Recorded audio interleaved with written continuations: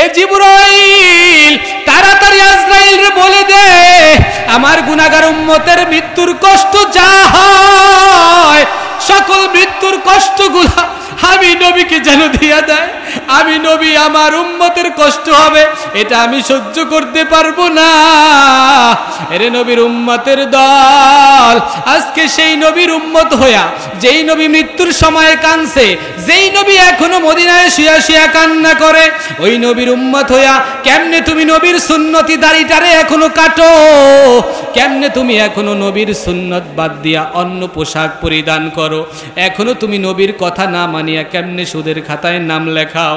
এই এলাকার যুবক ভাই, কবরে যাইতে হবে, এটাই ফাইনাল সিদ্ধান্ত। কবরে যাওয়ার পরে দেখবা যারা নাফরমান বেঈমান তাদের কবরে জাহান্নামের 99টা সাপ চলে আসবে, জাহান্নামের আগুন চলে আসবে। আর জাহান্নামের আগুন আসার পরে ওই জায়গায় দেখবা তারে আগুনের পোশাক গায়ে দেওয়া দিবে, আর চিল্লায়া চিল্লায়া বলবে রব্বানা আবসরনা ওয়া সামি'না ফারজি'না না'মাল সালিহান ইন্না মুকিনুন। আয় আল্লাহ, আজকে জাহান্নামের আগুন সচক্ষে দেখলাম, এত কঠিন আযাব আমি কখনো কল্পনাও করি নাই। আয় আল্লাহ, জাহান্নামের আগুন সহ্য করার ক্ষমতা আমার নাই। আয় আল্লাহ, আবার দুনিয়ায় ফিরে যেতে চাই। এ বাঁকুড়া এলাকার মুসলমান, আমি জানতে চাই এই এলাকার কেউ যদি আল্লাহর কাছে নতুন করে দরখাস্ত করে আমি আবার ফিরে যেতে চাই, নেক আমল করব, আমাদের কাউকে কি ফিরিয়ে দেওয়া হবে নি? হবে হবে ফিরিয়ে দেওয়ার সুযোগ যেহেতু নাই, ওই হাসরের ময়দানের চিন্তা করো। কবর থেকে যখন হাসরের ময়দানে উঠবা, ওখানে আরো ভয়ঙ্কর। কবরে যেই ব্যক্তি সবার লাস্টে থাকবে 40,000 বছর, আর হাসরের ময়দানে 50,000 বছর, এই মোট 90,000 বছর। আর পুলসিরাতের পোল 30,000 বছর, এই মোট 1,20,000 বছর ফ্রি টক টাইমে আযাব ভোগ করতে হবে যদি সে জাহান্নামী হয়। হাসরের ময়দানে আল্লাহ পাক বলবেন লিমানিল মুলকুল ইয়াউম লিল্লাহিল ওয়াহিদিল কাহ্হার। আল্লাহ বলবে দুনিয়ার রাজা বাদশারা কোথায়? এ রাজা বাদশারা, এ টাকাওয়ালারা, এ ক্ষমতাওয়ালারা আজকে আমার সামনে আয়। মা আগনা আন্নি মালিয়া হালাকা আন্নি সুলতানিয়া। রাজা বাদশারা বলবে টাকা পয়সা সব আমার ধ্বংস হয়ে গেছে, আমার বাদশাহী আজকে কোনো কাজে লাগে না। সবাই ওই সময় নিঃস্ব হয়ে যাবে। আল্লাহ বলবে খুযুহু ফাগুল্লু সুম্মাল জাহিমা সাল্লু সুম্মা ফি সিলসিলাতিন যারউহা 70 যিরাআন ফাসলুকু। আল্লাহ বলবে জাহান্নামের 70 গজ শিকল দিয়ে এই বেঈমানটারে বাদ। মুফাসসিরিনে কিরাম বলে ওই জাহান্নামের শিকলটা ওই নাফরমানটার নাকের ছিদ্র দিয়া ঢুকায়া এরপর পায়খানার রাস্তা দিয়া বের করিয়া তারপরে তার হেসরায় টানিয়া জাহান্নামে নিয়ে যাবে। এরে মুসলমান যুবক, ওই হাসরের ময়দানে তোমাকে আমাকে সবাইকে দাঁড়াইতে হবে রে ভাই। কেউ ওই হাসরের ময়দান থেকে দূরে সরে যাইতে পারবা না, কেউ ওখান থেকে ভাগিয়া যাওয়ার সময় নাই। সবাই ওই জায়গায় অসহায় যাবে। একমাত্র শুধু আমার নবী, মায়ার নবী, বিশ্ব নবী বলবে ইয়া উম্মতি ইয়া উম্মতি। আল্লাহ পাক আমার নবীকে বলবে নবী আমার, আপনার কোনো টেনশন নাই, ভয় নাই, মাকামে মাহমুদে আপনি দাঁড়ায় যান। আল্লাহ পাক নবীকে এমন এমন কিছু বাক্য শিখিয়ে দিবে যেই বাক্য নবী ইতিপূর্বে জীবনেও বলে নাই। সুবহানাল্লাহ। নবী মাকামে মাহমুদে দাঁড়ায় সেজদায় পড়ে আল্লাহর এমন গুণগান গাইবেন যেই গুণগান নবী ইতিপূর্বে জীবনেও শোনে নাই। নবী এমন গুণগান গাওয়ার পর আমার আল্লাহর দিলটা ভরিয়া যাবে। আল্লাহ বলবে নবী আমার, সেজদা থেকে মাথা উঠান, আমি কথা দিলাম আপনার উম্মত আপনাকে জান্নাতি হিসাবে দিয়ে দিলাম। সুবহানাল্লাহ। আমি আপনাদের খেদমতে যেই সূরাটা তেলাওয়াত করেছি এটা হলো 18 নম্বর পারার 1 নম্বর পৃষ্ঠা সূরা মুমিনুন। এই সূরা মুমিনুনের ভিতরে আল্লাহ পাক রব্বুল আলামিন মুমিন বান্দার 6টা গুণ বর্ণনা করেছেন এবং শেষে আল্লাহ পাক বলেছেন উলাইকা হুমুল ওয়ারিসুন আল্লাযীনা ইয়ারিসুনাল ফিরদাউসা হুম ফিহা খালিদুন। 6টি গুণ যাদের মাঝে থাকবে আল্লাহ তাদেরকে জান্নাতুল ফেরদাউস, সবচেয়ে বড় জান্নাত যেটা, ওই জান্নাতের উত্তরাধিকারী আল্লাহ তাদেরকে বানিয়ে দিবে। সুবহানাল্লাহ। আমরা সবাই জান্নাতে যেতে চাই তো ইনশাআল্লাহ। এখানে এমন কেউ আছেন জান্নাতে যাইতে চায় না? আসেনি? আছে? আছে, একদল আছে। বিড়িখোর আছে না নাই? এলাকায় দুই একটা বিড়িখোর আছে না নাই? বিড়িখোর, গাঁজাখোর, ইয়াবাখোর, মদখোর, ট্যাবলেটখোর আসেনি? মানিকগঞ্জে নাই, আমাদের বরিশালের অভাব নাই। মানিকগঞ্জের মানুষ খুব ভালো মানুষ, আসেনি? দেখবেন কিছু বিড়িখোর রাস্তাঘাটে লজ্জা পায়, বয়স হয়ে গেছে, এই জন্য লাস্টে তার টয়লেটে বসে খায়, আছে না নাই? তোরা দেখ দেখরে চাহিয়া বিড়ি খোরে বিড়ি খায় টয়লেটে যাইয়া, ঠিক কিনা? তোরা দেখ দেখরে চাহিয়া বিড়ি খোরে বিড়ি খায় টয়লেটে যাইয়া। বাস সিএনজি উঠলে গাড়ি এমন জোরে টানে বিড়ি, বাস সিএনজি উঠলে গাড়ি এমন জোরে টানে বিড়ি, টয়লেটেতে টানলে নাকি বেশি মজা পায়। তোরা দেখ দেখরে চাহিয়া বিড়ি খোরে বিড়ি খায় টয়লেটে যাইয়া, ঠিক কিনা বলো? টাস জুয়াতে বসে যখন বিড়ির নেশা উঠলে তখন, টাস জুয়াতে বসে যখন বিড়ির নেশা উঠলে তখন, মোবাইল বন্ধক দিয়াও নাকি বিড়ি কিন্না খায়, মোবাইল বন্ধক দিয়াও নাকি গাঁজা কিন্না খায়। তোরা দেখ দেখরে চাহিয়া বিড়ি খোরে বিড়ি খায় টয়লেটে যাইয়া, ঠিক কিনা? কবরেতে যাবি যেদিন বিড়ি সঙ্গে নিয়েও সেদিন, কবরেতে যাবি যেদিন গাঁজা সঙ্গে নিয়েও সেদিন, ফেরেশতার থেকে আগুন নিয়েও চাহিয়া তোমায় জাহান্নামের আগুন দিবে তখন জ্বালাইয়া, ঠিক কিনা? বুঝবি মজাটা? আগুন কারে কয়? আসে সামনে কবরে যাওয়া লাগবে নি সবার? কবরে সবার যাওয়া লাগবে নি? আল্লাহ এই বিড়িখোর, গাঁজাখোর, ইয়াবাখোর, মদখোর সবগুলোর আপনি হেদায়েত দান করেন, বলে না আমিন। আল্লাহ রসুল বলে কবরে যাওয়ার পরে সর্বপ্রথম বান্দার মাথার কাছ থেকে আগুন আসতে শুরু করবে, জাহান্নামের আগুনটা মাথার কাছ থেকে আসতে শুরু করবে। তখন আল কুরআন ইনদা রাসিহি, সর্বপ্রথম এই কোরআন মাথার কাছ থেকে ব্রিকেট দিয়ে দাঁড়ায় যাবে, বলবে সাবধান, এই জায়গা দিয়ে জাহান্নামের আগুন তুমি প্রবেশ করতে পারবা না। সুবহানাল্লাহ। তাই এই কোরআন দরকার আছে না নাই? যাই হোক মুসলমান ইমানদার, আল্লাহ পাক রব্বুল আলামিন সূরা মুমিনুনের মধ্যে বলতেছে কদ আফলাহাল মুমিনুন আল্লাযীনা হুম ফি সালাতিহিম খাশিউন। আল্লাহ পাক জানায় মুমিন বান্দারা সফল কাম হয়ে গেছে। মুমিন বান্দা কারা? আল্লাহ পাক একে একে ৬টা সিফাত বর্ণনা করে, দেখো মুমিন তোমাদের সাথে মিলে কিনা। আল্লাহ পাক জানায় ১ নাম্বার গুণ মুমিনের, দুনিয়ার জমিনে থাইকা মুমিন বান্দা সব সময় নামাজটা এমন ভাবে আদায় করবে, নামাজের ভিতরে দুনিয়ার কোনো চিন্তা করবে না, আখিরাতের টেনশন শুধু, কবরের টেনশন শুধু, আল্লাহ পাকের ভয় শুধু। এইরকম ভাবে খুশু নিয়ে বান্দা যখন নামাজের মধ্যে দাঁড়ায়া যায়, আল্লাহ বলে মুমিন বান্দার ৬টা সিফাতের একটা সিফাত তার ভিতরে ঢুকে গেছে। সুবহানাল্লাহ। আর আজকে আমরা যখন নামাজে দাঁড়াই, দেখবেন নামাজে দাঁড়াইলে সামনের কাতারের যত ফ্যান লাইট আছে, ডিজিটাল লাইট, কয়টায় কোন ওয়াক্তের নামাজ সব ওই জায়গা দিয়ে দেখা হয়, ঠিক না? ঠিক হয় কি হয় না? ফজরের জামাত কয়টায় তা গুনে গুনে বের করে, আছে না নাই? আর কিছু আছে ৫ ওয়াক্ত নামাজ তো ঠিক মতো পড়েই না, ফজর পড়লে জোহরে নাই, জোহর পড়লে আসরে নাই, এরকম মুসল্লি আছে না নাই?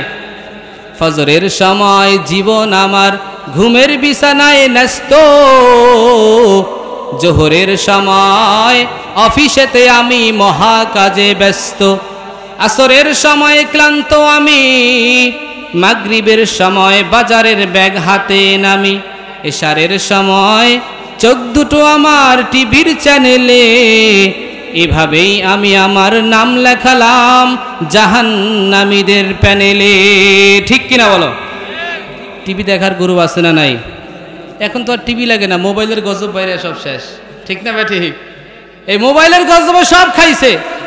যুবক যুবতী যারা আছে, অল্প বয়সের পোলাপাইন যা আছে, সব এই মোবাইলের মধ্যে এখন কার্টুন দেখতেছে, সিনেমা দেখতেছে, গান, নাটক, কৌতুক, অভাব নাই। মোবাইল আবার ভালো দিকও আছে, শুধু সার্চ দেন, লিখে মাহফিল, ওয়াজ, কোরআন তেলাওয়াত, গজল, আছে না নাই? তার মানে মোবাইলে দুইটা দিকেই, খারাপ দিকে আজকে সমাজকে নষ্ট করেছে। এই জন্যই মোবাইল থেকে আমার যুব সমাজকে পরিপূর্ণ বাঁচাইতে হবে। রাজি আছি তো সবাই? আর না হয় যুব সমাজ কিন্তু নষ্ট হয়ে যাবে। ঠিক কিনা জোরে বলেন? জমানা মোবাইলে খাইছে, জমানা মোবাইলে খাইছে, অল্প বয়সের পোলা মাইয়া লুডু খেলতেছে। ঠিক না বা ঠিক? অল্প বয়সের পোলা মাইয়া কার্টুন দেখতেছে, জমানা মোবাইলে খাইছে, জমানা মোবাইলে খাইছে। রেডিও থুইয়া ট্যাব আসিল, ট্যাব থুইয়া টিভি, টিভি থুইয়া মোবাইল আইলো, যা খুশি তা পাবে। ওই টিভির পর্দায় যাহা আছে মোবাইলে তা আছে, আরো কত গান বাজনা যুবকরা দেখতাছে। ঠিক কিনা? ওই সমস্ত জিনিস দেখা, ওই সমস্ত জিনিস দেখা জাহান্নামে গেছে জমানা, মোবাইলে খাইছে জমানা, মোবাইলে খাইছে। ঠিক না বে ঠিক? আমি যা কই কথা কি মিলে? আরে কথা তো এখন তুই শুরুই কই নাই, কথা তো আওয়াজ নেই, কারণটা কি? ঠিক না বে ঠিক? কথা কি ঠিক আছে? হ্যাঁ, গায়ে লাগছে তো কারো এলাকা কইতাছে না, ওই যুবক কারো গায়ে লেগে গেছে। কাকা হুজুর কইলো ডাকি। আল্লাহ সবাইকে হেদায়েত দান করেন, বলে না আমিন। নামাজটা সুন্দর করা চাই। আমার নামাজ যেটা বলছিলাম, নামাজ যদি সুন্দর না হয়, নামাজের মাধ্যমে সব আল্লাহর কাছ থেকে চেয়ে নিতে হবে। সাহাবায়ে কেরাম রিদওয়ানুল্লাহি তাআলা আলাইহিম আজমাইন, কোনো বিপদ হয়েছে, সমস্যা হয়েছে, রসুল শিখাইয়া দিয়েছে নামাজের জন্য দাঁড়ায়া যাও। তো রসুল থেকে ওই জমানায় ইহুদিরাও শিক্ষা গ্রহণ করেছে যে নামাজের মাধ্যমেই সব কি হয়, ফয়সালা হয়। দেখেন সাহাবায়ে কেরাম দিলের মধ্যে এমন তামান্না ঢুকাইছে যে নামাজের বাইরে অন্য কোনোভাবেই আমি অন্য পন্থা অবলম্বন করব না। পরিপূর্ণ ইরাদা করছেন নামাজই সব। ঠিকই এক সাহাবার বাড়িতে হঠাৎ খাবারের অভাব দেখা গেছে, খাবার নাই। সাহাবা এবার কি করবে চিন্তা করতেছে। এক ইহুদির বাড়িতে হঠাৎ করে এরকম, ইহুদির একটা অভ্যাস ছিল প্রত্যেক বছর অগ্রিম 6 মাসের খাবার অগ্রিম জমা রাখবে। এখন হঠাৎ করে দেখে যে এবার 6 মাসের খাবার নাই, টেনশনে পড়ে গেছে। ইহুদি আস্তে আস্তে এবার চিন্তা করে, আর বলতেছে তার বিবিকে ডাক দিয়ে বলে, ওগো বিবি আমার, বলো তো দেখি 6 মাসের খাবার নাই, এখন কি করা যায়? বিবি বলে, মক্কার জমিনে শুনছি একজন মায়ার নবী আসছে, এমন একজন নবী যেই নবী কাফেরের সাথেও ভালো ব্যবহার করে, মুসলমানের সাথেও ভালো ব্যবহার করে। ওই নবীর কাছে গেলে তুমি একটা ভালো পরামর্শ পাইবা। স্বামী এবার বলে, বিবি আমার, তুমি যেই কথাটা বলছো, যদি এই কথাটা সত্য হয় তাইলে আর দেরি করব না, এখন এই মুহাম্মাদের দরবারে যাব। আল্লাহু আকবার। সঙ্গে সঙ্গে আর দেরি করে না, একটা দৌড় মেরে আমার নবীর দরবারে হাজির।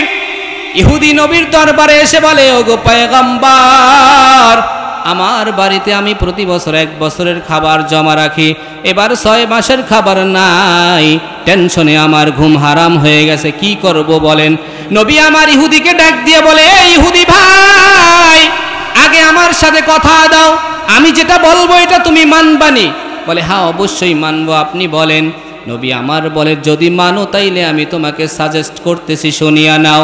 তোমার যেই 6 মাসের খাবার বর্তমানে আছে, এই 6 মাসের খাবারও তুমি আল্লাহর রাস্তায় দান করিয়া দাও। চিল্লায়া বলেন সুবহানাল্লাহ। ইহুদি বলতেছে 6 মাসের খাবার নাই, আবার বাকি 6 মাসের তাও বলে দিয়া দিতে, এইটা আবার কেমন তারা কথা? আবার কয়, না আগেই তো বলছি নবীর কথা মানমু। ঠিক আছে, ঠিক আছে নবী, আমি রাজি। ইহুদি ঘুরে ঘুরে নবীর মজমায় যেই সাহাবায়ে কেরাম বসা, এক একজনকে সাধ্যে শুরু করছে, ভাই আমার কাছে 6 মাসের খাবার আমি তোমাকে দিতে চাই।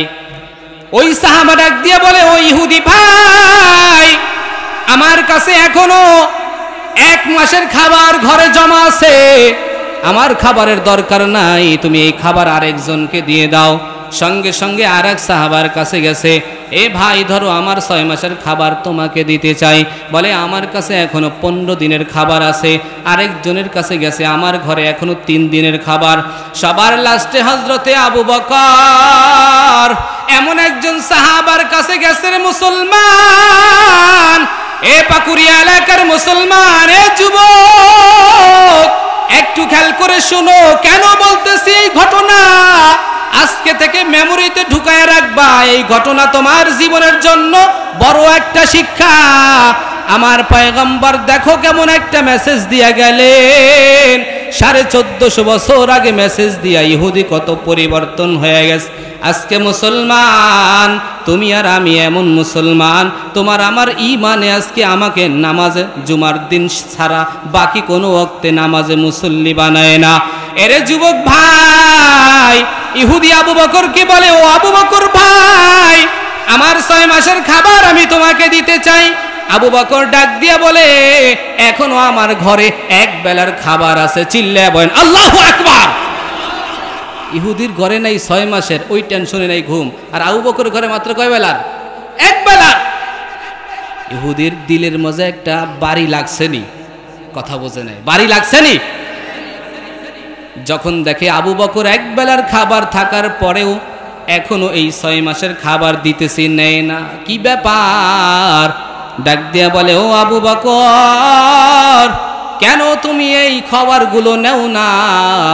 আবু বকর ডাক দিয়া বলে, এমন এক নবীর উম্মত আমি হইলাম যেই নবীর চেহারা দেখলে ক্ষুধা নিবারণ হয়ে যায়। আল্লাহু আকবার।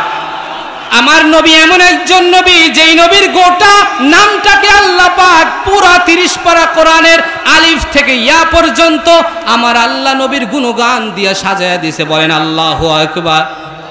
যদি আপনি আলিফ টান দেন দেখবেন আমার নবীর নাম আহমদ, যদি বা টান দেন আমার নবীর নাম বাশির, যদি তা টান দেন আমার নবীর নাম তাকি, যদি সা টান দেন আমার নবীর নাম সাকিব, দুব্র তারার সমতুল্য, যদি জিম টান দেন আমার নবী জামিল সবচেয়ে বড় সুন্দর, যদি হা টান দেন আমার নবী হামিদ প্রশংসা করনেওয়ালা, খতে টান দেন আমার নবী খাতামুন নবিয়্যিন, রকে টান দেন আমার নবী রাহমাতুল লিল আলামিন, যাকে টান দেন আমার নবী জাইরুল জান্নাহ, দুনিয়া থেকে জান্নাত ভ্রমণকারী, যদি সিনকে টান দেন আমার নবী সাইয়্যিদুল মুরসালিন, যদি শিনকে টান দেন আমার নবী শাফিউল মুজনিবিন, যদি সাদকে টান দেন আমার নবী সফিউল্লাহ, যদি দাদকে টান দেন আমার নবী দামিনুল উম্মাহ, যদি তাকে টান দেন আমার নবী তাইয়্যিব পবিত্র, যদি জাকে টান দেন আমার নবী জাহির লাইসাল বাতিন, যদি আইনকে টান দেন আমার নবী আব্দুল্লাহ,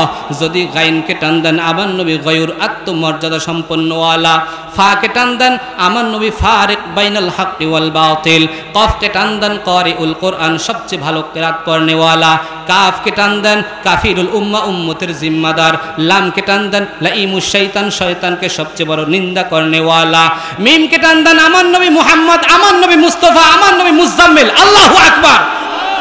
নুনকে টান দেন আমার নবী দুনিয়ার জমিনের সবচাইতে দামি নবী নবিয়ুল্লাহ, আল্লাহর নবী, সুবহানাল্লাহ। ওয়াওকে টান দেন আমার নবী ওয়াকিল, হাসরের ময়দানে ওয়াকালতি করবে উম্মতের জন্য।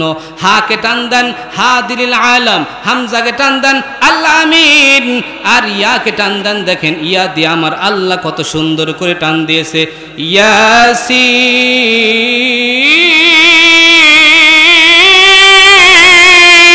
আল্লাহু আল্লাহ ডাক দিয়া বলে, বন্ধু আমি আপনাকে ইয়াসিন বলে সম্বোধন করলাম।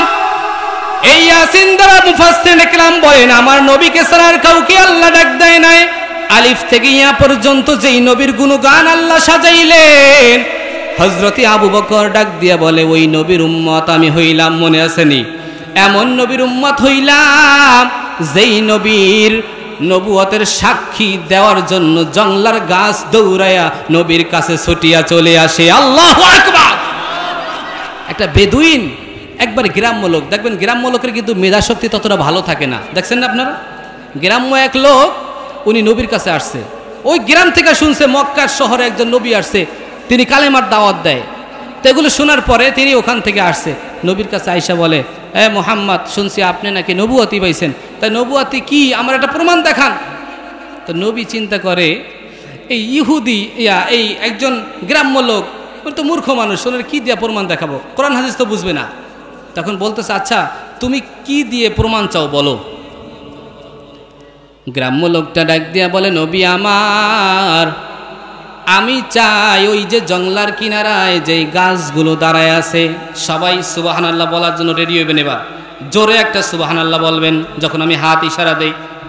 আমি চাই ওই জংলার কিনারায় যেই গাছ দাঁড়ায় আছে, ওখান থেকে একটা গাছ আপনার কাছে আসবে, আসিয়া মানুষের মতো জবান ছেড়ে কালেমা পড়ে আপনার নবুয়তের সাক্ষী দিবে। বলে এটা দেখলেই তুমি শান্তি? বলে হ্যাঁ শান্তি।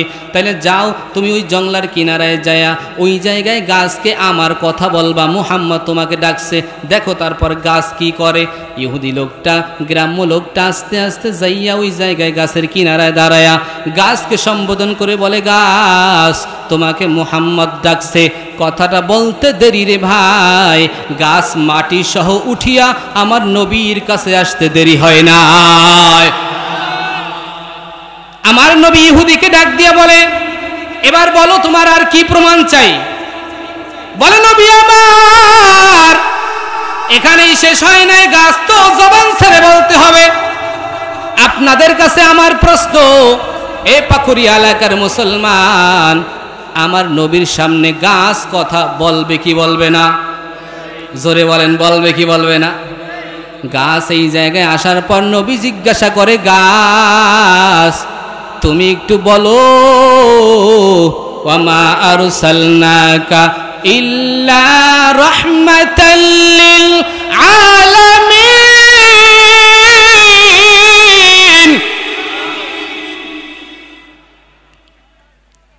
গাছ এবার চোখের পানি ছাড়িয়া দিছে।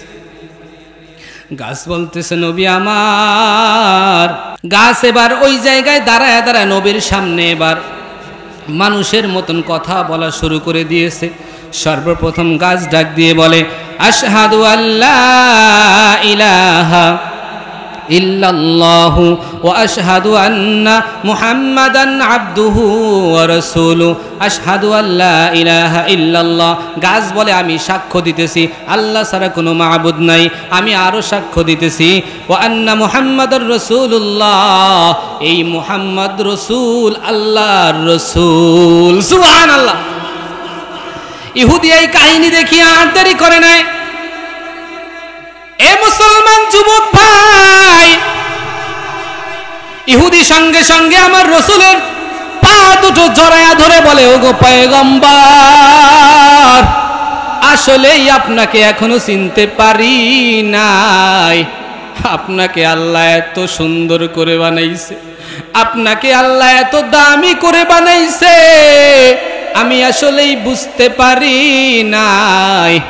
ও নবী আমার, আমাকে তাড়াতাড়ি কালেমা পড়ায়া মুসলমান বানায়া দেয়। এবার ফিরে যাই ওই ঘটনায়।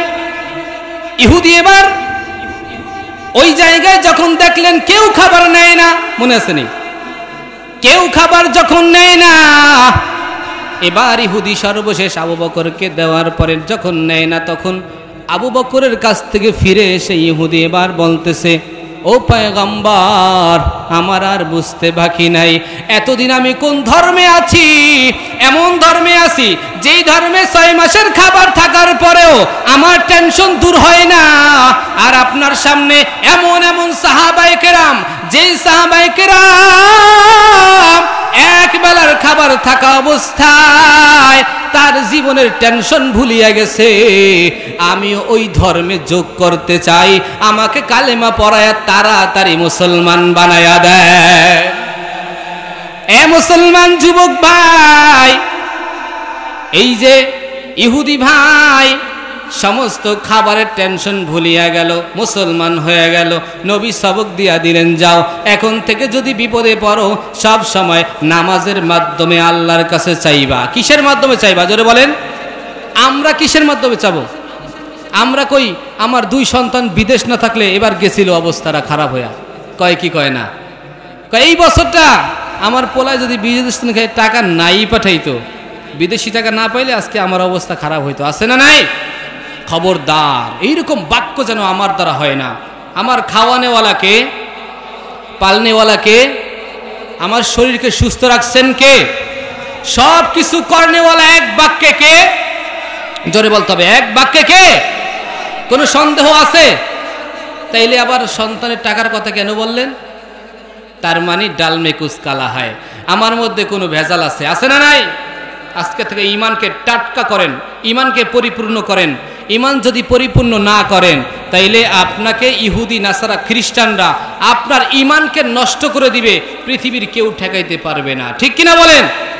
আর যদি আপনি ইমানের উপর মজবুত থাকেন তখন ইহুদি নাসারা খ্রিস্টান বেঈমান যে যেখান থেকে আসুক না কেন, তখন আমার ভিতরে ইমান থাকলে আমি একটা কথাই বলবো, দাজ্জালও যদি আমার সামনে চলে আসে আমি বলবো তুই দাজ্জাল, তোকে আমি মানি না, আমাকে যে রব বানিয়েছেন তার গোলামি করব। পৃথিবীর র্যাব, আর্মি, পুলিশ, বিডিআর কোন দলমতকে ভয় করি না, আমি সব সময় ভয় করি একমাত্র আমার আল্লাহকে, ঠিক কিনা বলেন? আমরা কাকে ভয় করি?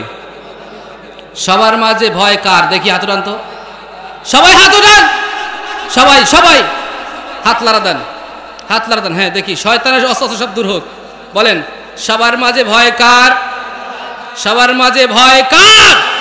নারে তাকবীর! আল্লাহ আপনি আমাদের ঈমানকে পরিপূর্ণ মজবুতি দান করেন, বলেন আমিন। আমাদের তো অন্তত একটা সবক, একটা সম্বল আছে, সেটা হলো আল কোরআন, ঠিক কিনা বলেন? এই কোরআন যার আছে তার কোনো ভয় আছে? কোরআনের সৈনিক সবাই, ঠিক কিনা বলেন? এতে তো কোনো সন্দেহ নাই, আসেনি? আল কোরআনের সৈনিক আমি, নেই কো পরাজয়, এক আল্লাহর গোলাম আমি, নেই কো কোনো ভয়, ঠিক কিনা বলো? আল কোরআনের সৈনিক আমি, নেই কো পরাজয়, এক আল্লাহর গোলাম আমি, এই তো পরিচয়। এই পৃথিবীর সবই নকল, এই পৃথিবীর সবই নকল, আসল কিছু নয়, এক আল্লাহর গোলাম আমি, এই তো পরিচয়, ঠিক কিনা?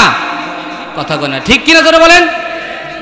কোরআন হাদিস শাসনতন্ত্র, রাসূল আমার নেতা, উৎসাহ মোর চির অম্লান, ইতিহাস বীর গাথা, এই দিলের মাঝে আল্লাহ ছাড়া, এই দিলের মাঝে আল্লাহ ছাড়া নেই তো কারো ভয়, এক আল্লাহর গোলাম আমি, এই তো পরিচয়, ঠিক কিনা? আমাদের মাঝে ভয় কার?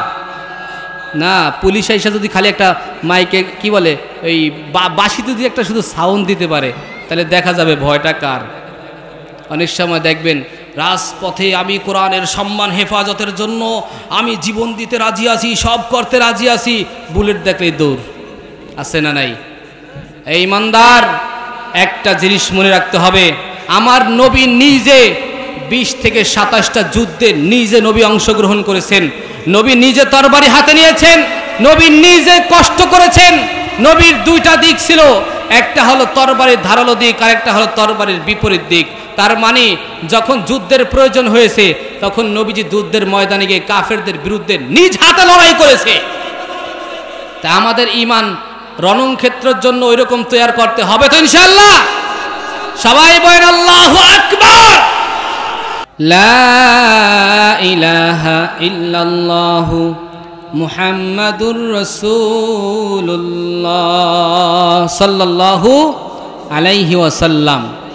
বেশিক্ষণ আপনাদেরকে কষ্ট দেব না, আমারও কালকে মাহফিল আছে আবার বরিশাল, আমাকে যেতে হবে সেখানে। আপনাদের এখানে যদি সব শেষ করে দিই তারপরে কি হবে? আমাদের একটা জীবন, ঠিক কিনা জোরে বলেন? প্রায় 9 থেকে 10 ঘন্টা টানা এখান থেকে জার্নি করে আপনাদের এখানে আসছি, অনেক কষ্ট হয়েছে। তো আপনারা দোয়া করবেন যেন আল্লাহ কবুল করে, বলেন আমিন। আর একটু চলবে তো ইনশাআল্লাহ? আপনারা সাথে থাকবেন না ভাগবেন? সবাই থাকবেন তো ইনশাআল্লাহ? আরে ভয় করেন কিসের? আমি সেই বরিশাল থেকে আসছি, আমার তো বরিশাল পর্যন্ত যেতে হবে, আমি তো ভয় করি না। এখান থেকে বাড়ি পর্যন্ত যাবেন, ভয় কিসের? ভয় করব কাকে? না, আওয়াজ হয় না কাকে? আরে এতগুলো মানুষ আওয়াজ দিলে তো একটু মোটামুটি পর্দা টর্দা লড়ার কথা, কি আওয়াজ দেন? জোরে বলেন, কাকে ভয় করবেন? যাই হোক মুসলমান ইমানদার, আল্লাহ পাক এই কোরআন আমার নবীর প্রতি নাজিল করলেন, কিন্তু আমার নবীর জীবনটা বড় করুণ একটা জীবন। নবী আমার শিশু নবী দুনিয়ার জমিনে যখন আসছে সবাই জানেন, নবী আসার আগেই তার আব্বা দুনিয়ার থেকে বিদায় নিয়ে চলে গেছে। আমার নবী একদিন ছোট ছোট বাচ্চাদের সাথে বসে খেলাধুলা করতেছে, বিকালবেলা বাচ্চাদেরকে তার আব্বা মাইশা ধরে ধরে নিয়ে যাইতেছে। এমন সময় নবী রাস্তার পারে বসে বসে কান্না করতেছে। ওই দিক থেকে মা আমেনা দৌড়ে আসে, আইসা দেখে শিশু নবী বসে বসে কান্না করে। কোলে উঠে মুখে চুমা দিয়ে বলে, বাবা কেন তুই এখানে কান্না করতেছ? নবী আমার ডাক দিয়া বলে, মা আমি জানতে চাই সমস্ত শিশুদের বাবা ঈশা তাদেরকে কোলে করে নিয়ে গেছে, বলো মা আমার আব্বা জান কই, বলো আমার বাবা কই, আমার বাবা কেন আমাকে নেওয়ার জন্য আসে না? মা আমেনা আর কিচ্ছু না বলিয়া তার দাদা আব্দুল মুত্তালিবের কাছে নিয়ে গেছে। ওই জায়গায় গিয়ে বলে, আপনার নাতিকে আপনি সান্ত্বনা দেন।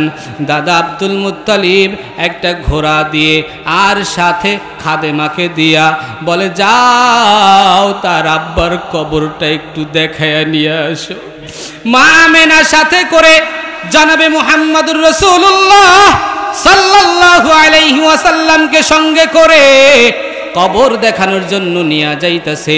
কবরের কাছাকাছি যায়া বলে, বাবা দেখ তোর আব্বা ওই জায়গায় ঘুমায় রইছে। নবী তার বাবার কবরটা দেখিয়া একটা চিৎকার মেরে কবরের কাছে গিয়া পড়ে গেছে রে ভাই।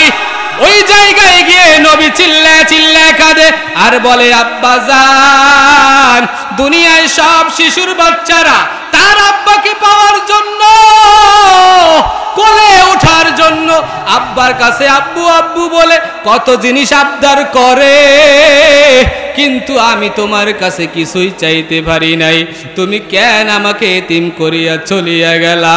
এইভাবে কান্না করে। আর আমার নবীর মা আমেনা সঙ্গে সঙ্গে তারে উঠে নিয়ে আসছে। দেখে অবস্থা বেশি ভালো না, এইভাবে কান্না করলে তার শরীর অসুস্থ হয়ে যাবে। এবার তার মা কোলে করে ওই খচ্চরের পিঠে অথবা গাধার পিঠে অথবা ঘোড়ার পিঠে উঠিয়া মক্কার দিকে রওনা হয়ে গেছে। অর্ধেক পথ আসার সঙ্গে সঙ্গে মা আমেনা ডাক দিয়া নবীকে বলে, এ মুহাম্মদ বাবা আমার একটু ঘোড়ার পিঠ থেকে নামা, আমার পেটের মধ্যে যেন কিসের ব্যথা শুরু হয়ে গেছে। জমিনের মধ্যে নবী আমার শোয়াইয়া মার চেহারার দিকে তাকায়। এবার তার মা নবীর চেহারার দিকে তাকায় বলে, এ আমার সন্তান মুহাম্মদ আমার পেটের ভিতরে মরণ ব্যথা শুরু হয়ে গেছে রে বাবা। ছোটবেলা তুই তোর বাবাকে দেখো না, আমি মাও দুনিয়ার থেকে যাওয়ার সময় হয়েছে, তোর ভাগ্যটা আল্লাহ এমন ভাবে সাজাইছেন বাবার মায়াও পাও নাই, মার মায়াটাও তুই মনে হয় পাবি না, মার আদরও মনে হয় তুই পাবি না। বাবা আমার মনে হয় বিদায়ের সময় চলে আসছে। নবী আমার তার আম্মারে জড়ায় দইরা একটা চিৎকার মেরে বলে, আম্মা জান আপনি যদি দুনিয়ার থেকে বিদায় নিয়ে চলে যান, আমি কাকে ডেকে ডেকে বলবো আমার আম্মু তুমি আমার জামাটা ধুয়ে দাও, তুমি আমাকে খাবারটা খাইয়ে দাও, তুমি আমাকে একটু আদরের ঘুম পাড়ায়া দাও। বলো মা আমি কাকে যাইয়া বলবো? মা জননী আর কথা কয় না, কিরে লড়াচড়া বন্ধ হয়ে গেছে। মাকে ধাক্কা দিয়া তাকায় দেখে মা জননী দুনিয়ার থেকে বিদায় নিয়ে চলিয়া গেছে। এরে এলাকার মুসলমান, এ মানিকগঞ্জের যুবক ভাই, বিশ্বনবী শিশুবেলায় মা বাবা হারাইল, আর জীবনেও মা বাবাকে পায় নাই। আজকে তোমার আমার মা বাবা দুনিয়ায় আছে, এরপরে ওই মা বাবার সাথে কত যুবক আছে খারাপ ব্যবহার করে, আছে না নাই? এরে এলাকার যুবক, হাতেও দড়ি পায়েও দড়ি রে বাবা, মা বাবারে কষ্ট দিবা না। তুই তো জানো না তোর মা তোকে পেটে ধারণ করার পর কত রাত তোর মা ঘুমাইতে পারে নাই, কত রাত তোর মা খানা খাইতে বসিয়াও খাইতে পারে নাই। তুই যখন 8 মাস বয়স পেটের ভিতরে, এমন জোরে হঠাৎ তুই তোর মায়ের কলিজার মধ্যে লাথি মারছো, তোর মা জননী খানা বন্ধ করিয়া অন্য রুমে যাইয়া বালিশ চাপা দিয়া কান্নার আওয়াজ যেন কেউ না শোনে, লজ্জা পাইবে এই কারণে সঙ্গে সঙ্গে কান্নাকে চাপা দিয়া রাখছে।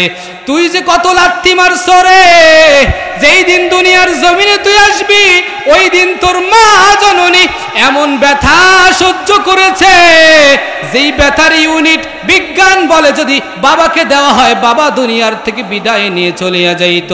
প্রসব বেদনা এত কষ্টের বেদনা, ওই মা জননী এত কষ্ট করিয়া দুনিয়ার জমিন তোমাকে দেখাইছে রে যুবক ভাই। ও এলাকার যুবক, আজকে তুমি একটা সুন্দরী মেয়ের প্রেমে পড়িয়া, আজকে তুমি একটা মেয়ের পিছনে পড়িয়া, বউর পিছনে পড়িয়া, বউর পাগল হইয়া মা বাবার এখন আর দেখতে পারো না। তোমার কামার টাকাটা মারে না দিয়া বউর পিছনে খরচ করো, বউকে নিয়ে কক্সবাজার যাও, বউকে নিয়ে কুয়াকাটা যাও, আজও পর্যন্ত জিগাইলি না রে যুবক। ও আমার মা, তোমার কোন জিনিসটা খাইতে পছন্দ আমাকে একটু বলিয়া দাও, আমি মানিকগঞ্জ থেকে তোমার জন্য তোমার পছন্দের খাবারটা নিয়ে আসব। এই কথাটা আজও পর্যন্ত মারে কইলি না। আর বউকে কয়দিন পর পর সুন্দর সুন্দর থ্রি পিস আইনা দাও, সুন্দর সুন্দর খাবার দাও। হ্যাঁ, বউকে আদর করতে নিষেধ করি না, কিন্তু আগে মা বাবারে করতে হবে। এই এলাকার যুবক ভাই, মায়ার নবী দুনিয়ার জমিনে আইসা একটা সবক দিয়ে গেলেন, আল জান্নাতু তাহতা আকদামিল উম্মাহাত। এ সন্তান, তোমার জান্নাত তোমার মা বাবার পায়ের নিচে। এ সন্তানেরা, যদি মা বাবারে তুমি রাজি আর খুশি না করতে পারো, জীবনেও তুমি জান্নাতে যাইতে পারবে? এই জন্য মা বাবার খেদমত করার দরকার আছে না নাই? এই এলাকার যুবক ভাই, যেটা বলতেছিলাম, নবীর জীবনী বড় করুণ জীবনী। আমার মায়ের নবী ছোটবেলা মারে হারাইলেন, বাবারে হারাইলেন। এরপরে আমার নবী যখন 40 বছর নবুয়তি পাইলেন, কালেমার দাওয়াত দেওয়া শুরু করেছে, আর কাফের মুশরিকরা নবীর কষ্ট দেওয়া শুরু করে দিয়েছে। নবী আবার এমন কষ্ট শুরু করেছে, একদিন, 2 দিন, 3 দিন পর্যন্ত নবীর কোনো খাবারের ব্যবস্থা নাই। নবী পেটের মধ্যে পাথর বাইদা এরপরে উম্মতকে শিখায়, এই উম্মতের দল, আমি নবী দেখ একে একে 5টা পাথর পেটে চাপা দিছি। কেন পাথর চাপা দিলাম? আমি নবী চাইলে উহুদ পাহাড় আল্লাহ স্বর্ণ বানায়া দিত।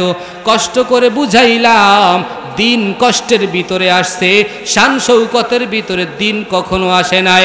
এ মানিকগঞ্জের যুবক, আমার নবীর আদর্শগুলো ফলো কর। আজকে তুমি নেইমারের আদর্শ দেখো, আর তুমি সাকিব আল হাসানের আদর্শ দেখো, বিভিন্ন নর্তকীদের আদর্শগুলা মেয়েরা ফলো করে। না না বাবা না, সাবধান হয়ে যাও, তোমার সামনে ওই খবর আসতেছে। ওই কবর কাউকে রেহাই দেয় নাই, কাউকে ছাড়ে নাই। সাহাবাদের সাথে পর্যন্ত কবর মাঝে মধ্যে খারাপ ব্যবহার করেছে। এরে মুসলমান, একটা ঘটনা বলবো, সাদ রাদিয়াল্লাহু তাআলা আনহু, আল্লাহু আকবার বলেন, কষ্ট হয়? হযরত সাদ রাদিয়াল্লাহু তাআলা আনহু নবীর একজন বড় সাহাবা। এই সাহাবা মরণের সময় আল্লাহ পাক 70,000 ফেরেশতা তার জানাজায় পাঠাইছে। সুবহানাল্লাহ। এলাকার কোন পিসাবের দরবারে যান আর হে পিসাবের জানাজায় একজন ফেরেশতা আইছে, দেখাইতে পারবেন? 70,000 ফেরেশতা আসছে, জান্নাতি ফেরেশতা। সাদ রাদিয়াল্লাহু তাআলা আনহু, এই সাদ রাদিয়াল্লাহু তাআলা আনহু ইন্তেকালের সময় হয়ে গেছে, ইন্তেকাল হয়ে গেছে। নবী আমার সাদকে নিজে গোসল দিলেন, কাফন পরাইলেন। এরপরে জানাজা দিয়া কবরের দিকে যখন রওনা হয়, সাহাবায়ে কেরাম চতুর্দিকে তাকায় আছে। নবী নিজে কবরের মধ্যে নামছে, কবরের মধ্যে নামিয়া সাদকে নিজে কবরের মধ্যে রাখলেন। রাখার পর আল্লাহর রসুল চিৎকার দিয়ে দিয়ে আল্লাহু আকবার, সুবহানাল্লাহ, আলহামদুলিল্লাহ এইরকম জোরে জোরে তাসবিহ পড়তেছিলেন। সাহাবায়ে কেরাম উপর থেকে বলে, নবী আমার, বুঝতেছি না হঠাৎ করে কেন আপনি এইরকম তাসবিহ পড়তেছেন গো নবী আমার। নবী ডাক দিয়া বলে, তোমরা তো কবরের ভিতরে কি হয় তোমরা জীবনও দেখো না, আর দেখবাও না। আমি নবীকে আল্লাহ তাআলা গোপন পর্দা সরায়া সাদের কবরের দৃশ্যটা আল্লাহ আমাকে চোখে দেখায়া দিছে। আল্লাহু আকবার। নবী আমার ডাক দিয়ে বলে, ও সাহাবায়ে কেরামের দল, আমি যখন সাদকে কবরে রাখলাম, আমি যখন প্রথমবার আল্লাহু আকবার বলেছি, কেন জানুনি? আমি দেখলাম আমার সাদকে কবরে রাখার পর কবরের মাটিগুলো সাদকে দাবরানি দিছে। কবরের মাটিগুলো সাদকে চাপ দেওয়ার জন্য দুই দিক থেকে দৌড়ে আসতেছে। আমি নবী দেখে দেখে সঙ্গে সঙ্গে আল্লাহর বরত্ব প্রকাশ করলাম। এরপরে আল্লাহর কাছে দোয়া করছি, দয়ার আল্লাহ, আমার সাদ দুনিয়ার জমিনে যে অপরাধ করেছে, কালেমার বদৌলতে তুমি সব ক্ষমা করেছো। আমার সাদের আজকে কবরকে তুমি, কবরের আযাব থেকে সাদকে রক্ষা করো। আমি নবী দোয়া করেছি, আল্লাহ দোয়া কবুল করেছে। সঙ্গে সঙ্গে কবরের মাটি শান্ত হয়ে গেছে। আল্লাহু আকবার। এই জন্য আমি বলেছি আলহামদুলিল্লাহ। সবাই বলেন আলহামদুলিল্লাহ। এ মুসলমান যুবক ভাই, একজন সাহাবা যারা জান্নাতের টিকিট প্রাপ্ত দুনিয়ায়, এই সাহাবারা যদি কবরে যাওয়ার পরে মাটি তাদেরকে দাবরানি দেয়, তোমার আমার কি অবস্থা হবে? এ পর্দার আলের মা বোনেরা, অনেক মা বোনেরা এই জায়গায় আসছেন। আপনাদেরকে বলবো, আপনাদের জান্নাতে যাওয়া সহজ। অল্প একটু বয়ান আপনাদের জন্য রেখে যাই। লম্বা সময় হয়ে গেছে। আমি যেই আলোচনা শুরু করেছিলাম, এটা আলোচনা করতে গেলে 2 ঘন্টায়ও কাজ হবে না, কিন্তু সময় বড় কম। ছেলেদের তুলনায় নাকি মহিলারা বেশি আসছে। বলেন আলহামদুলিল্লাহ। এই পর্দার অন্তরালের মা, শুধু একটা ছোট্ট ঘটনা তোমাদেরকে আমার আম্মাজান ফাতেমারটা শোনায়া যায়। ফাতেমা রাদিয়াল্লাহু তাআলা আনহা দুনিয়ায় থেকে আমার কলিজার টুকরা সাহাবা হযরতে আলী, উনি ছিল তার স্বামী। আলীকে একদিন রাতের বেলা ডাক দিয়ে বলতেছে, ওগো আলী, তোমাকে কি বলবো? আমি তোমাকে সর্বশেষ জানাইয়া দেই, দুনিয়ার জমিন থেকে আমি যেই দিন বিদায় নিয়ে চলিয়া যাইব, ওই দিন আমাকে তুমি একা আর তোমার 2 সন্তান আর একজন বৃদ্ধ সাহাবা আছে আবু যর গিফারি, এই 3 জন মিলে, এই 4 জন মিলে আমাকে কবরে নিবা। আর বেশি মানুষকে এলান করবা না, কারণ আমি দুনিয়ায় এমন পর্দা করেছি, এই পর্দাটা মানুষ দেখে ফেলবে। আমার বডিটা যদি মানুষ দেখে ফেলে, না না, এটা আমি কখনো হইতে দিব না। আলীকে ডাক দিয়ে বলে, ওগো প্রাণের স্বামী আমার, আপনার কাছে আমার একটা অনুরোধ, সেটা হলো আপনি আমাকে এমন ভাবে কবরে নিবেন, আমার পর্দাটা যেন কবর পর্যন্ত গিয়ে পৌঁছে। চিল্লায় বলেন সুবহানাল্লাহ। ফাতেমা বলার পরে এবার আলী রাদিয়াল্লাহু তাআলা আনহু বলে, হঠাৎ করে তুমি এই কথা কেন বলতেছো? বলে, আমার মরণের ডাক ইতিমধ্যেই চলে আসবে। আমার বাবা যেই দিন দুনিয়ার থেকে বিদায় নিয়েছে, ওই দিন আমি আমার বাবার পাশে গিয়েছিলাম। বাবার পাশে যায় বলছিলাম, আব্বাজান, আমি আপনাকে এতটা ভালোবাসি, আপনি দুনিয়ার থেকে চলে গেলে আমি কিছুই সহ্য করতে পারবো না, আমি দুনিয়ায় থাকতে পারবো না। আব্বাজান আমাকে বলেছিলেন, তুমি টেনশন করিও না, আমি যাওয়ার পরে সবার আগে তোমার সাথে আমার মোলাকাত হবে। সুবহানাল্লাহ। ফাতেমা এবারও সান্ত্বনা হয় না। ফাতেমা এবার এমন ভাবে কান্না করতেছে, আব্বাজান, আপনি যদি আর কয়েকটা দিন দুনিয়ায় থেকে যাইতেন অনেক ভালো হইতো।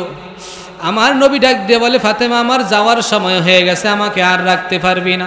এর মধ্যেই দরজায় কলিং বেল বাজাইছে, কে যেন। দরজা খুলতে ফাতেমায় গেছে, ফাঁকা দিয়া তাকায়া দেখে হযরতে আজরাইল আইসা দাঁড়ায় গেছে।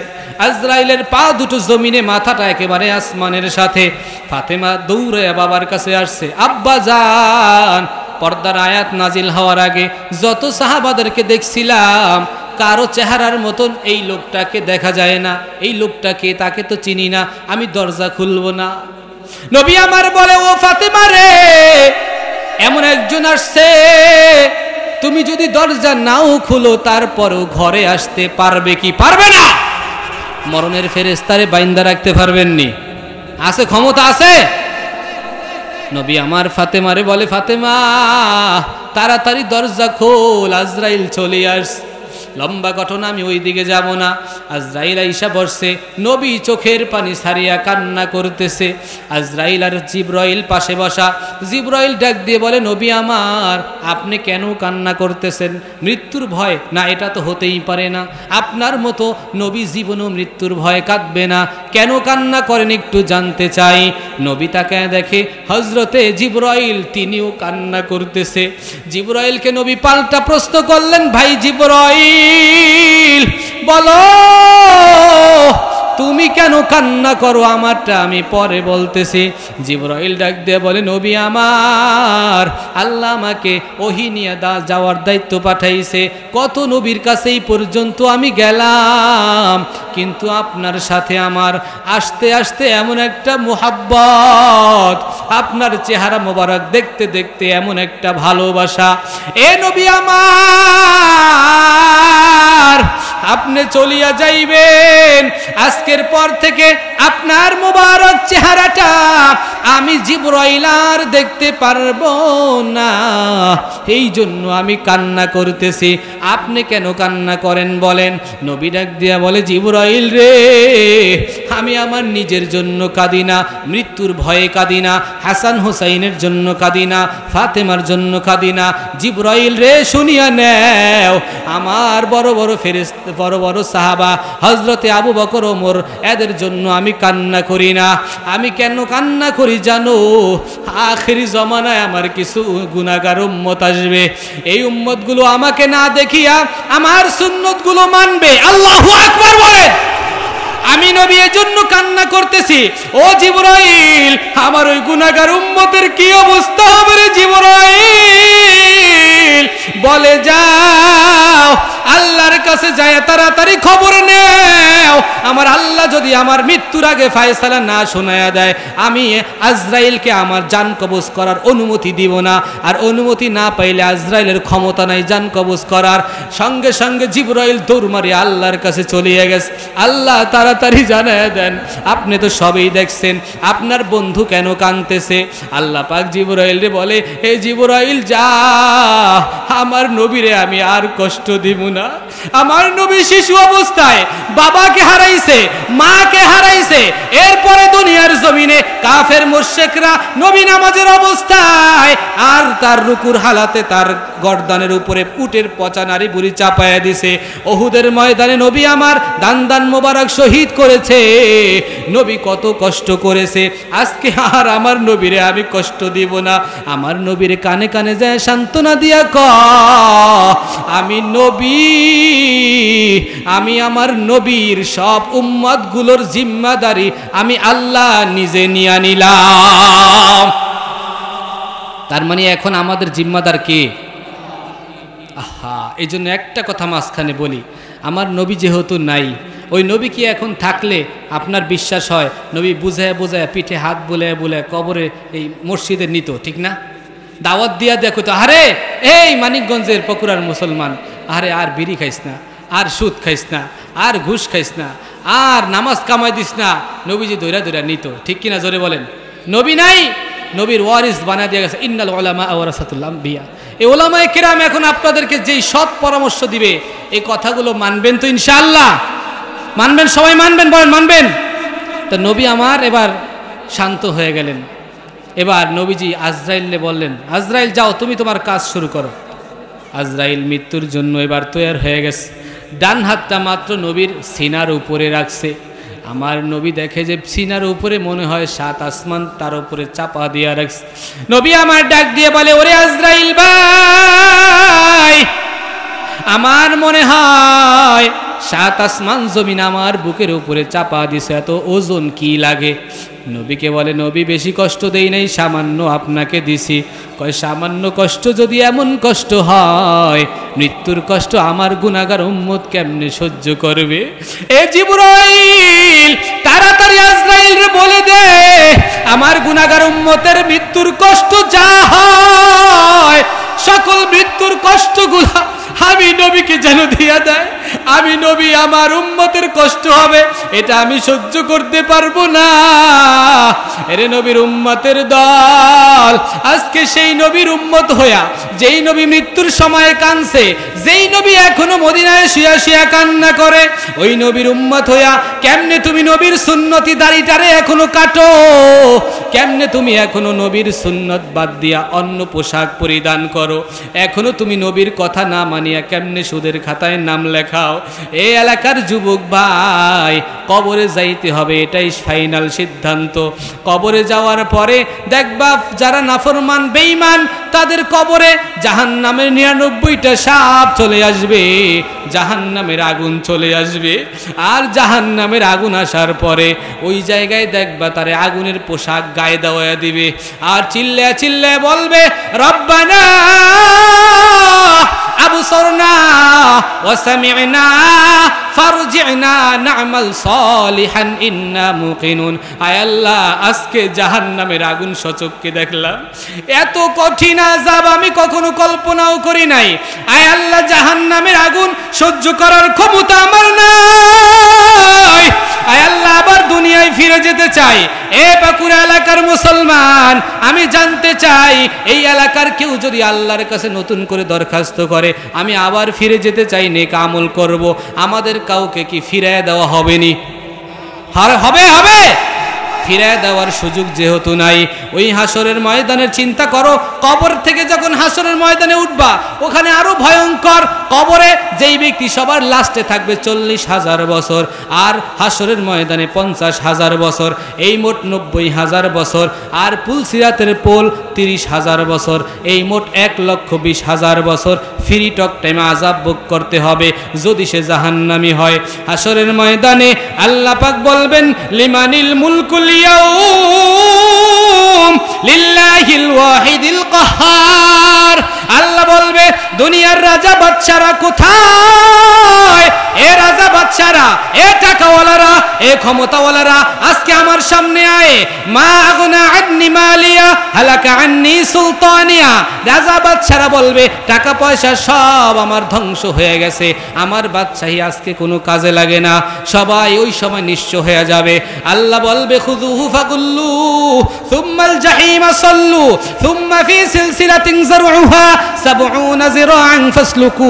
আল্লাহ বলবে, জাহান্নামের 70 গজ শিকল দিয়ে এই বেঈমানটারে বাদ।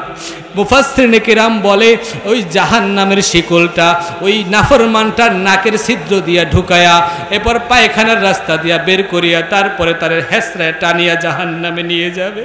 এরে মুসলমান যুবক, ওই হাসরের ময়দানে তোমাকে আমাকে সবাইকে দাঁড়াইতে হবে রে ভাই। কেউ ওই হাসরের ময়দান থেকে দূরে সরে যাইতে পারবা না, কেউ ওখান থেকে ভাগিয়া যাওয়ার সময় নাই, সবাই ওই জায়গায় অসহায় যাবে।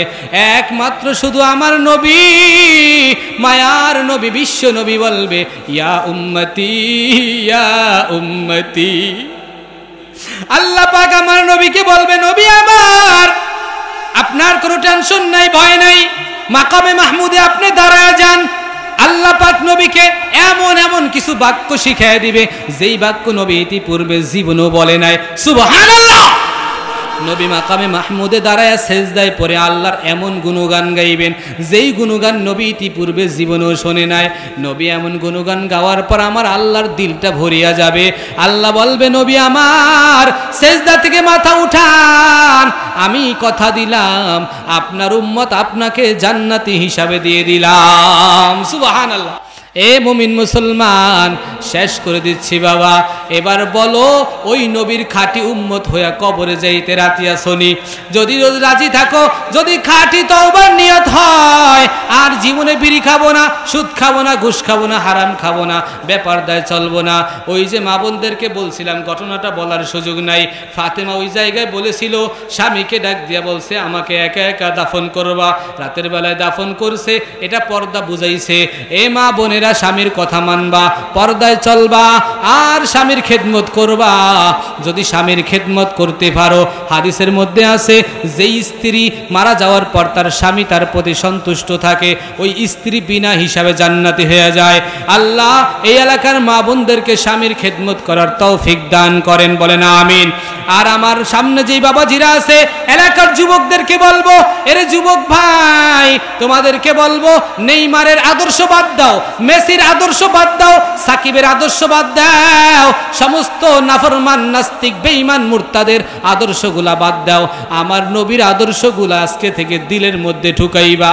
যদি খাঁটি তওবার নিয়ত হয়, দুইখানা হাত আমার আল্লাহকে দেখায়া দাও। আল্লাহ আমার ভাইদের তওবাগুলো আপনি কবুল করে নেন, বলেন আমিন। আয় আল্লাহ যে অগুছালো আলোচনা করলাম আপনি কবুল করে নেন, বলেন আমিন। আয় আল্লাহ আমার সব ভাইকে জান্নাতি মুমিন হিসাবে আপনি কবুল করে নিয়েন, বলেন আমিন। আয় আল্লাহ আমার সব ভাইদের গুনাহগুলো আপনি মাফ করে দিন, বলেন আমিন। আলহামদুলিল্লাহি রাব্বিল আলামিন, والصلاة والسلام على سيد الأنبياء والمرسلين. ربنا ظلمنا أنفسنا وإن لم تغفر لنا وترحمنا لنكونن من الخاسرين.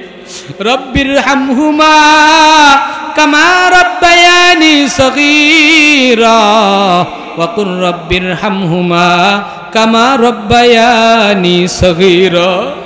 يا أرحم الراحمين يا أرحم الراحمين يا أرحم الراحمين.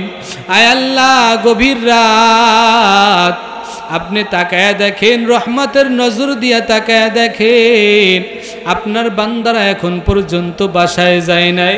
আয় আল্লাহ আপনার রহমত পাওয়ার আশায়, আপনার দয়া পাওয়ার আশায়, আপনার ক্ষমা পাওয়ার আশায় সব বাবাজিরা এখানে বসে আছে। যুবক ভাইরা হাত উঠাইছে, পর্দার অন্তরালে মা বোনেরা হাত উঠাইছে, এলাকাবাসীরা বাসা থেকে অনেক মা বোনেরা হাত উঠাইছে। আয় আল্লাহ এই এলাকার যত মুমিন মুসলমান মুমিন মুমিনাতদেরকে সাথে নিয়া আমি অদম গুনাহগার বরিশাল থেকে তুমি আমাকে এই জায়গায় সহি সালামতে তাদের দোয়া নেওয়ার জন্য নিয়ে আসছো। আয় আল্লাহ আমি গুনাহগার তাদেরকে নিয়ে আজকে হাত বাড়াইলাম। এই জায়গায় কত বুড়া বাবাজিরা আছে, আয় আল্লাহ কত ছোট ছোট নাবালেক শিশুরা আছে যাদের আমল নামায় এখনো কোনো গুনাহ লেখা হয় নাই। ওলামা হযরতরা আছে, আয় আল্লাহ মসজিদের ইমাম সাহেবরা আছে। আয় আল্লাহ তোমার রহমতের নজরে তাকায় দেখো, এই জায়গায় যার হাত দুইখানা পছন্দ হয় তার ওসিলায় তুমি আমাদের সবার গুনাহগুলো মাফ করিয়া দাও। ইয়া রব্বি কারীম আল্লাহ, আয় আল্লাহ এত সুন্দর জান্নাতের বাগান, এই মাহফিলটা করতে গিয়ে অনেক যুবকরা কষ্ট করেছে। আয় আল্লাহ কালেকশন করে টাকা উপার্জন করে কত কষ্ট করে করে এই মাইক লাগাইছে, প্যান্ডেল সাজাইছে, এলাকাবাসী অনেক মেহনত করেছে, সভাপতি সাহেব সহ, সেক্রেটারি সাহেব সহ, এলাকাবাসী সহ, যুবক ভাইয়েরা সহ আল্লাহ সবাই অনুদান দিয়ে, টাকা পয়সা দিয়ে, অর্থ সম্পদ দিয়ে, সময় দিয়ে অনেক কষ্ট করে এই বাগানটা সাজাইছে। আল্লাহ এই আমলের বিনিময়ে তাদের সবাইকে তুমি জান্নাতুল ফিরদাউসের মেহমান বানায়া দিও। ইয়া রব্বে কারীম পাশেই কবরস্থান আছে রে মাওলা, আয় আল্লাহ ওই কবরস্থানে তো একদিন সবাইকেই যাওয়া লাগবে। কি যে উপায় হবে আমার কবরে, মাওলা যদি মাফ না করে বান্দারে, মাওলা যদি মাফ না করে বান্দারে, কবর হইল ছোট্ট একটা মাটির ঘর, ওই কবরে থাকতে হবে জীবন ভর। সাপে কাটবে, গুরজ মারবে, হায় রে হায়, সাপে কাটবে গুরজ মারবে হায় রে হায় আগুন যা লাইয়া দিবে তোমার কলিজায় তওবা করে আবার তওবা ভাঙ্গিলাম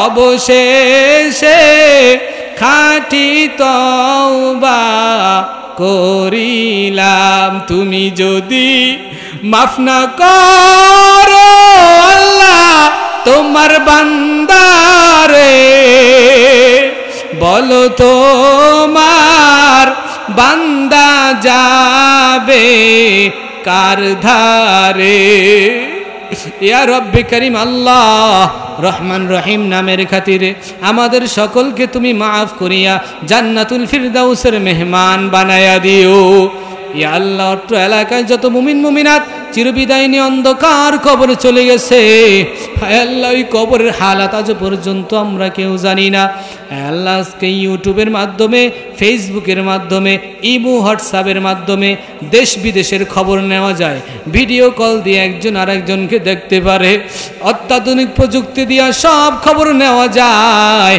আজ পর্যন্ত এমন কোনো অত্যাধুনিক প্রযুক্তি বের হলো না ওই বাবারে কবরে রাইখা আসলাম দাদারে কবরে রাইখা আসলাম মা বাবারে কবরে রাইখা আসলাম আজ পর্যন্ত 3.5 হাত মাটির নিচের খবর নিতে পারলাম না আয় আল্লাহ কি অবস্থায় আছে জানি না রে মাওলা আয় আল্লাহ জানি না এই জায়গায় যারা হাত উঠাইছে কার মা নাই কার বাবা নাই আয় আল্লাহ আজকে মুনাজাতের পরে কে যেন বাড়িতে যাইয়া মাকে মা বলিয়া ডাক দিতে পারবে না আয় আল্লাহ যেই মা জননী এত কষ্ট করে দুনিয়ার জমিনটা দেখাইলো যেই মা জননী না খাইয়া সন্তানকে খাওয়াইছে শীতের রাত্রে মা জননী ভিজা জায়গায় শুইয়া সন্তানকে শুকনা জায়গায় শোয়াইছে ওই মা যার নাই কলিজাটা সিরিয়া যায় রে আল্লাহ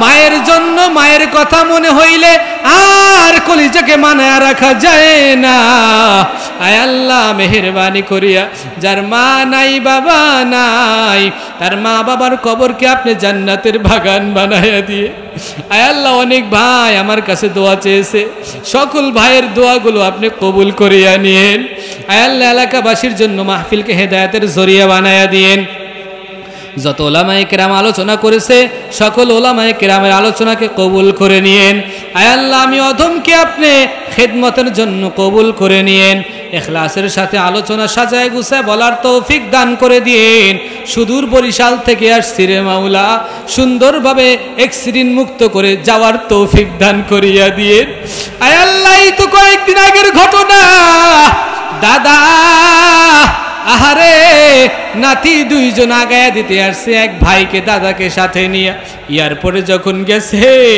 আসার সময় দাদাকে সাথে করে রাস্তা পার হইতে লাগছে বাসের একটা ধাক্কা লাগিয়া এক ভাই আর নাই বাসের নিচে পড়িয়া মুহূর্তের মধ্যে দেহটা নিমিষ হয়ে গেছে রে আল্লাহ হঠাৎ হঠাৎ এইরকম কত মানুষের মরণ চলে আসে আয় আল্লাহ স্ট্রোক করিয়া কত মানুষ মারা যায় কত মানুষ ঘুমের বিছানায় মারা যায় ঘুমের ঘরে আয় আল্লাহ সকালবেলা আর উঠতে পারে না কোন দিন যেন আমাদের মসজিদের মাইকে মৃত্যুর এলান হয়ে যায় আয় আল্লাহ মরণের বিছানায় শোয়ার আগে আমাদের সবাইকে তোমার প্রিয় বান্দা হিসাবে কবুল করে নিও আয় আল্লাহ জীবনে একবার হলেও আমাদের সবাইকে সোনার মদিনায় যাওয়ার তৌফিক দিয়া দিও গো আল্লাহ এই জায়গা যত মুরব্বী বাবাজিরা আছে আয় আল্লাহ যত যুবক ভাইরা আছে সবাইকে সোনার মদিনায় না নিয়া তুমি মৃত্যু দান করিও না আয় আল্লাহ মা বোনরা যারা আছে আয় আল্লাহ আল্লাহ স্বামীর খেদমত করার তৌফিক দান করিয়া দিয়েন, খাস পর্দায় থাকার তৌফিক দান করিয়া দিয়েন, নিজ জিম্মায় পর্দায় থাকার তৌফিক দিয়েন, নিচু আওয়াজে কথা বলার তৌফিক দিয়েন। আম্মা জান আয়েশা রাদিয়াল্লাহু তাআলা আনহা, ফাতেমাতুজ জোহরা রাদিয়াল্লাহু তাআলা আনহা, এদের মতো চরিত্রবান হওয়ার তৌফিক দান করে দিয়েন। আল্লাহ আমার দেশকে অন্যান্য দেশের ষড়যন্ত্র থেকে হেফাজত করে নিয়েন। আমার লাল সবুজের পতাকা সোনার বাংলাকে আপনি হেফাজত করে নিয়েন। দেশের মধ্যে ইসলামী আইন বাস্তবায়ন করিয়া দেন, দেশের মধ্যে ইসলামী শাসকের ব্যবস্থা করিয়া দেন, দেশের মধ্যে শান্তির ফয়সালা করিয়া দেন। সমস্ত রাহাজানি খারাপি খুন খারাপি থেকে, সমস্ত খারাপি থেকে আমার দেশকে আপনি হেফাজত করিয়া নিয়েন।